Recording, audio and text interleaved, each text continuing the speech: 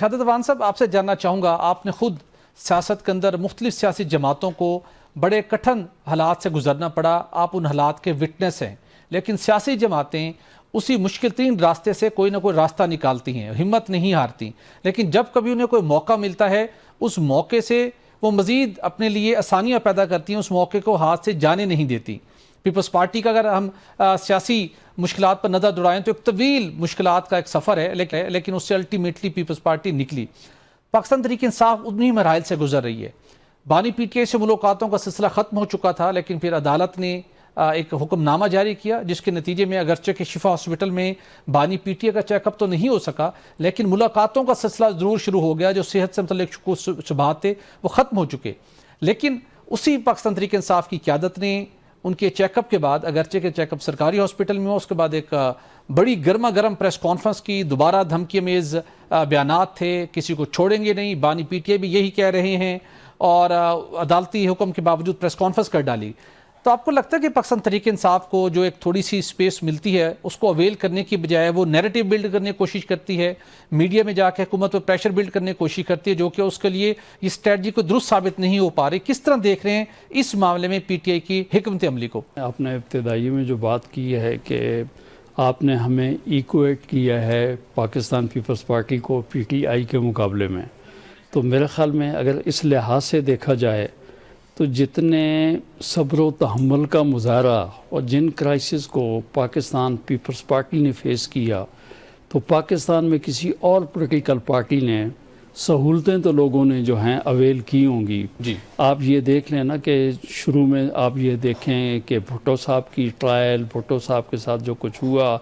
یہ مطلب پاکستان کو ایٹمی ملک بنانے کے بدلے میں جو ہماری پاکستان پیپلز پارٹی نے جو اس کے اوپر ہمارے ساتھ جو زیادتی ہوئی وہ آپ کے سامنے ہے۔ پھر اگر اس کو میں گزارش وہی میں آپ کو بھٹی صاحب وہی میں آپ کو کہنے لگا، اس کے بعد دیکھیں کہ جس طریقے سے 18 اکتوبر کراچی میں ہوا، جس کے ساتھ ہمارے 168 جو ہیں جانثار شہید ہو گئے، 565 لوگ ہمارے زخمی ہو گئے، پھر اس کے بعد بی شہید یہاں پہ ہو گئی، لیکن اس کے بعد بھی ہم نے پاکستان کھپے اور لیکن ہم نے کوئی 9 مئی نہیں کیا۔ لہذا آپ کا پاکستان پیپلز پارٹی اور پی ٹی آئی کو آپس میں برابر ایک لیول پہ، ایک پیمانے پہ رکھ دینا میرے خیال میں تھوڑا سا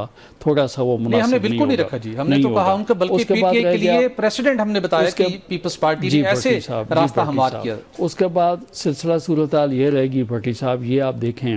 اس کے بعد موجودہ جو گورنمنٹ ہے اس کو بھی اگر آپ مطلب پاکستان پیپلز پارٹی کے ساتھ اگر آپ کمپیئر کریں تو آپ یہ دیکھ لیں کہ یہاں سزائیں جزائیں سب کچھ ہوتی رہیں، لیکن پاکستان پیپلز پارٹی ملک چھوڑ کر جو ہے کبھی نہیں گئی، یہ بھی آپ کے سامنے ہے۔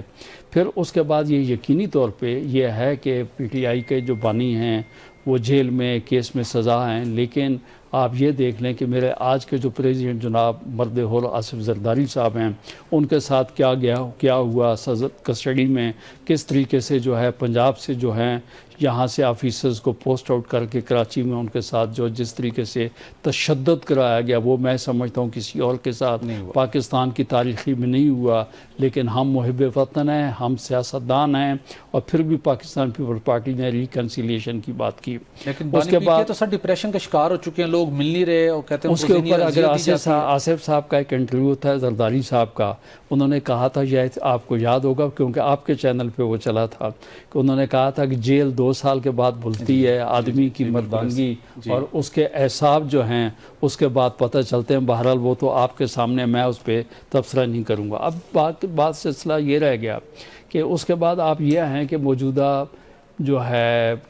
پی ٹی آئی اور موجودہ گورنمنٹ کے درمیان جو کشمکش چل رہی ہے، یقینی طور پہ ایک حیرت کی بات یہ تھی کہ کہا یہ جا رہا تھا کہ جو جوڈیشری ہے وہ پی ٹی آئی کے ساتھ ایک طرف چل رہی ہے، اچانک جوڈیشری جو ہے وہ بالکل صاف پاک ہو گئی ہے۔ اگر آپ کو یاد ہوگا کہ ریزرو سیٹ کا اس بینچ کو جو ہمارے آنریبل معزز جج جو ہیں جو اس کو بینچ کو ہیڈ کر رہے تھے، وہی جج جو ہے ریزرو سیٹ کے جو ہے فیصلے کے اندر بھی وہ تھے، کل کے جو ہے ان کے اوپر تحفظات تھے، آج جو ہے ان کے لیے جو ہے نا میں سمجھتا ہوں کہ ان کے لیے مطلب اظہار تہنیت ہے. ٹھیک. تو اب سلسلہ یہ ہے کہ بہرحال جو کچھ بھی ہے، لیکن سپریم کورٹ کے 3 ججز نے ایک آرڈر پاس کیا. جی. آرڈر پاس ہونے کے بعد گورنمنٹ کے لیے یہ رسپانسبلٹی بنتی تھی کہ اس کو امپلیمنٹ کیا جاتا، اور اس بات کی تصدیق تائید جو ہے میرے چیئرمین بلاول بھٹو زرداری صاحب نے نیشنل اسمبلی میں اپنی اسپیچ میں بھی کہا کہ کوئی بھی آدمی جو جی. جوڈیشل کسٹڈی میں ہے یا پریزن میں ہے،